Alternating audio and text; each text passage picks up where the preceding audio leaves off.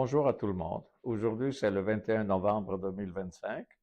Est-ce que c'est une belle journée? Ben, par rapport à ce matin, oui, dans le sens que ce matin, enfin, il y avait la neige, et puis pas beaucoup, mais il y en avait. Mais là, rendu cet après-midi avec la pluie, ben, il y en a plus de neige au moins dans le coin ici.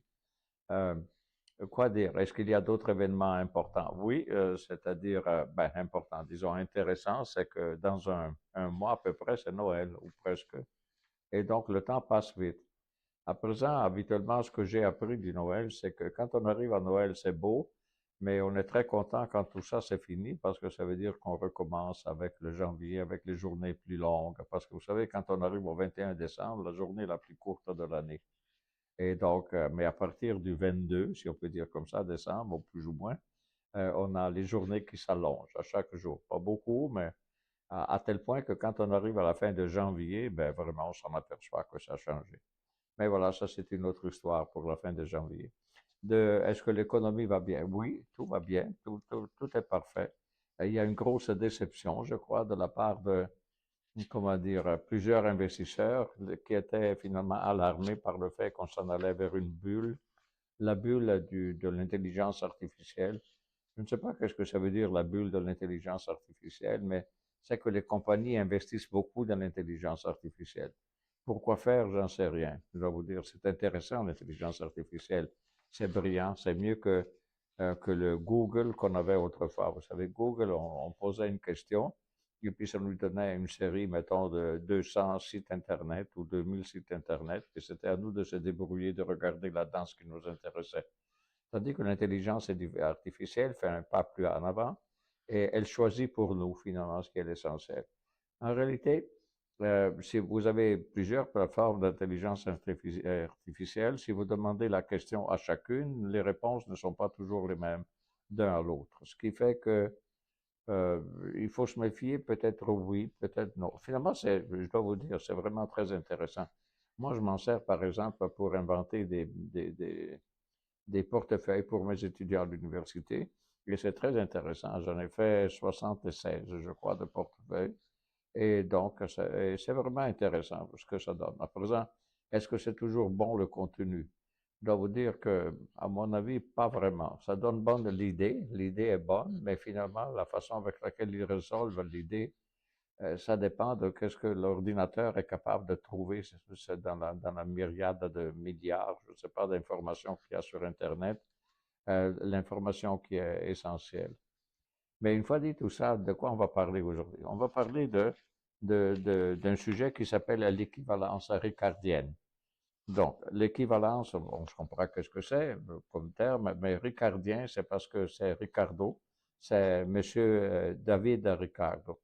Donc, en réalité, c'est un Britannique de naissance et tout, mais en réalité, le nom était un nom, comment dire, parce que la famille, c'était une famille juive, et quand, je crois, la reine Élisabeth d'Espagne, en 1492, a chassé les Juifs d'Espagne, des Juifs sont allés au Portugal. Et donc, cette famille-là, elle s'est retrouvée au Portugal. Mais le Portugal, pour ne pas être moins de l'Espagne, a chassé aussi, lui aussi, les, les, comment dire, les Juifs. Donc, la famille s'est réfugiée finalement en Angleterre. Les temps passent et puis le jeune Ricardo, les parents étaient riches et ils avaient, je me souviens pas qu'est-ce qu'ils faisaient comme exactement les parents ou en fait le papa, mais finalement ils étaient bien.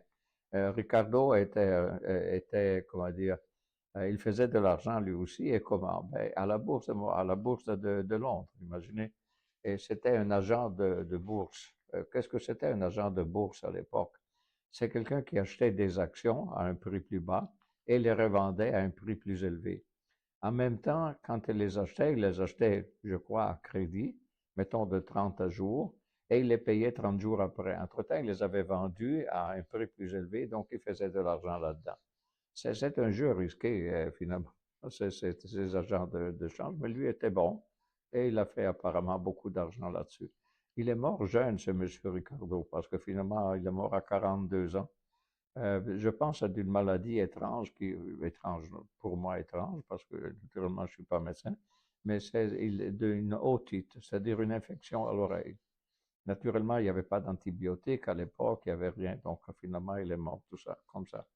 Et entre-temps, qu'est-ce qu'il faisait? Il aimait tellement la finance que finalement, il a écrit des articles qui, donc à titre financier, dans lesquels finalement il disait des choses qui étaient importantes. Là, ici, quand on parle de l'équivalence ricardienne, euh, c'est un concept qui a été attaqué par après, mais qui reste toujours fondamentalement un raisonnement que les gouvernements font avec. Mais qu'est-ce que c'est de l'équivalence ricardienne? L'équivalence ricardienne, regardez, on va passer tout de suite à la première page. Donc, c'est le financement de la dette ou par l'impôt. Donc, le financement par la dette ou par l'impôt est équivalent. C'est ça que disait M. Ricardo. Qu'est-ce que ça veut dire, ça? Ça veut dire que le gouvernement se finance pour des projets qu'il fait. Il veut faire une guerre, par exemple, et il se finance donc en s'endettant ou encore en imposant les citoyens, donc en mettant une taxe. Lui dit que le financement par la dette ou par l'impôt est équivalent. C'est la même chose, il dit. Parce que si l'État s'endette, il faut tôt ou tard payer la dette, au moins à l'époque, parce qu'aujourd'hui, pas sûr. Le discours aujourd'hui change un peu, mais quand même. L'idée, c'est que justement, donc le gouvernement voulait faire une guerre à un autre pays, donc elle avait besoin d'argent, donc il s'endettait. Ou encore, il imposait aux citoyens de payer une taxe plus grande. Euh, donc, une augmentation de la dette publique aujourd'hui est perçue par les ménages comme une augmentation d'impôts futurs. C'est-à-dire, quand un pays s'endette, l'État s'endette, c'est finalement, il y a des intérêts à payer, il y a des taxes à payer. Finalement, il faudra que payer cette dette. Donc, ce sont des taxes que le citoyen va payer tôt ou tard. Donc, l'État emprunte. En empruntant, ben, il faudra rembourser la dette. Qui rembourse la dette, c'est les citoyens. Et les Italiens, donc, vont être taxés pour payer cette dette. Donc, l'idée de fond, c'est que le financement par la dette ou par l'impôt, ils disent c'est la même chose. Parce que le financement par la dette implique donc un remboursement de la dette et l'impôt, ben, c'est une taxe. Donc, la taxe, l'impôt est une taxe comme le paiement à venir de la dette, c'est une taxe aussi. La conclusion dans tout ça, c'est que, regardez, une augmentation de la dette publique aujourd'hui est perçue par les ménages, donc les familles, et tout ça, comme une augmentation des impôts futurs. Donc, qu'est-ce qu'ils font les gens quand le gouvernement s'endette? Selon la théorie donc de M. Ricardo, il dit la chose suivante. Donc, ben, d'abord un petit mot sur M. Ricardo. Puis ensuite, il y a un autre M. Barrow, qui est un économiste américain, lequel n'a pas encore eu un prix Nobel, mais on dit qu'il devrait le recevoir tôt ou tard. Et il est toujours vivant, M. Barr. Et puis, finalement, il appuie finalement la théorie de M. Ricardo. Tandis qu'un autre grand économiste anglais, qui était Keynes, qui aujourd'hui n'est plus là depuis pas mal de décennies, mais Keynes critiquait finalement M. Ricardo. Finalement, il y a ceux qui sont d'accord et contre sa théorie. Regardez, Ricardo, donc, il a été le premier à suggérer que le financement d'une guerre, parce qu'à l'époque, c'est des guerres faciles qu'il faisait, le financement d'une guerre par l'impôt ou l'emprunt pourrait être économiquement équivalent. Donc, cependant, il doutait lui-même de la validité pratique de cette idée. OK. Donc, laissez-moi répéter ça parce que ça a l'air un peu compliqué. Il a été le premier à suggérer que le financement d'une guerre par l'impôt, donc c'est l'État, c'est le roi, si vous voulez, qui taxe le- les citoyens, ou encore par un emprunt, c'est la même chose. Parce que si c'est un emprunt, il faut le repayer. Si c'est finalement ben, une augmentation d'impôt, ben, naturellement, la taxe est déjà là pour la payer tout de suite. Enfin, euh, ça, c'est la théorie de Ricardo. On va plus loin dans les prochaines pages. Donc, Ricardo, je pense qu'il est né en 1780, je peux vous lire, 1772, et il est mort en 1823. À présent, il faut savoir qu'est-ce que c'était ces années-là, 1772. C'est le début de l'industrialisation, de la première industrialisation au monde, finalement, en Grande-Bretagne, avec l'invention de la machine à vapeur qui permettait de sortir le charbon des mines sans faire la fatigue humaine qui autrefois était faite juste par des humains pour sortir ce charbon. Et, et avec ça, ben, ça a été le début d'une révolution parce qu'à partir de là, on est arrivé à faire les trains, on a fait les rails, on a fait... Enfin, c'est le début de l'industrialisation, le fait d'avoir inventé cette machine à vapeur, c'est-à-dire transformer la vapeur de l'eau chaude, là, finalement, dans un mouvement pour bouger des pistons, et les pistons font le reste du travail. Donc c'est une époque extraordinaire dans laquelle il a vécu. En plus, il y avait M. Napoléon qui avait fait les guerres et puis il était contre la Grande-Bretagne. Et naturellement, il fallait à un certain moment penser guerre là aussi pour la Grande-Bretagne. Et la conclusion, c'est que là aussi, imaginez, c'est vraiment des années extraordinaires. On dit qu'on vit des années extraordinaires peut-être à présent, mais à l'époque, là, ça c'était vraiment révolutionnaire. Imaginez quand la machine à vapeur est arrivée, par exemple, en Amérique du Nord, ça a développé finalement, imaginez le chemin de fer qui a suivi, ça fait le développement pratiquement finalement de tout ce qui est le transport de marchandises et donc le développement de- des, des prairies finalement de l'Ouest canadien et de l'Ouest américain. Finalement, le deuxième, là, c'est M. Robert Barrow. Lui, il est toujours vivant. 1974, il a dit à formaliser la théorie moderne. Est-ce que finalement, la question, c'est est-ce que des obligations émises par les gouvernements sont vraiment une vraie valeur? Donc, il a démontré que sous certaines conditions strictes, la dette publique n'est pas une richesse nette pour les ménages. Phrase un peu mystérieuse, mais quand même, si vous voulez aller plus loin sur ce sujet, il faudrait lire ce que plus profondément dit M. Barr. Et finalement, on peut rester avec M. Ricardo. Donc, le mécanisme, l'anticipation rationnelle, comment ça fonctionne? Le gouvernement réduit les impôts aujourd'hui, par exemple, mais finance ses dépenses par la dette. Donc, il nous réduit les impôts, donc nous, citoyens, on paye moins d'impôts. Mais en même temps, l'État, pour faire ses besoins à lui, qui peut être une guerre ou n'importe quoi, finalement, il augmente ses dépenses et donc il s'endette. Donc, les consommateurs rationnels, enfin, ceux qui, théoriquement, ça devrait être tout le monde, mais en réalité, ce n'est pas la vérité, les consommateurs rationnels comprennent que cette dette devra être remboursée plus tard avec des intérêts.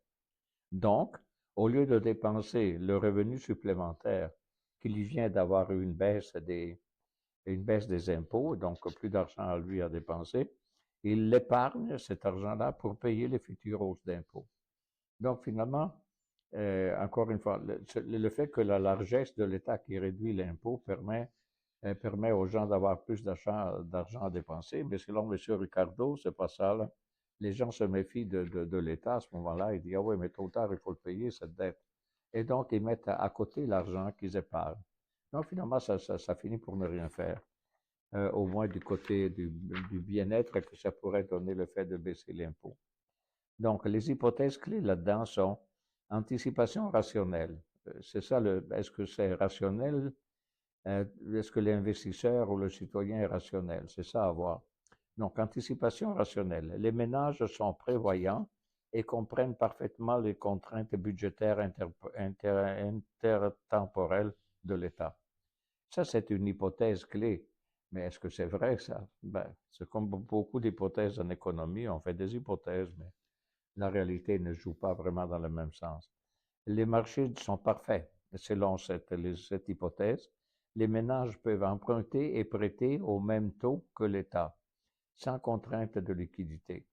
On sait que c'est pas vrai, et finalement, parce que le citoyen, c'est le citoyen, puis finalement, est-ce qu'il est capable de rembourser, et puis tout ça, tandis que l'État, a priori, est bon à tout faire. Imaginez en plus, en détail de tout ça, imaginez, par exemple, le dollar US. Le dollar US est tellement puissant sur la planète et c'est imprimé dans un pays qui s'appelle les États-Unis. Et les États-Unis sont endettés. Théoriquement, les États-Unis pourraient se mettre à imprimer des dollars US et finalement, la dette est payée en imprimant sa propre monnaie. À présent, ce n'est pas la réalité d'autres pays, mais théoriquement, pour les États-Unis, ça serait comme ça. Finalement, il dit qu'il y a un horizon infini. Les individus se soucient du bien-être de leurs descendants comme de leur comme du leur. Altruisme intergénérationnel. Donc, est-ce que c'est vrai que les individus se soucient du bien-être de leurs descendants? Moi, je dois vous dire, je suis dans le marché depuis longtemps et je vois par exemple les héritages. Un client malheureusement décède et ce sont les enfants qui héritent. Et puis moi, tout ce que j'ai vu, c'est surtout des grandes chicanes pour comment faire pour se partager le gâteau de celui qui est décédé. Euh, Là, regardez la page suivante. Il parle de l'altruisme intergénérationnel. C'est la clé de voûte du modèle de Barrow, de monsieur l'économiste récent, enfin présent. Même si un individu meurt avant que la dette ne soit remboursée, il se soucie de la charge fiscale qui pèsera sur ses enfants. Est-ce que c'est vrai, ça?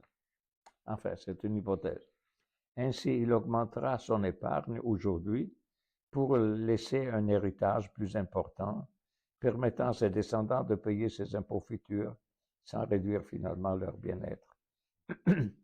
euh, Ça, c'est la théorie de M. Barr, qui s'applique finalement selon le principe de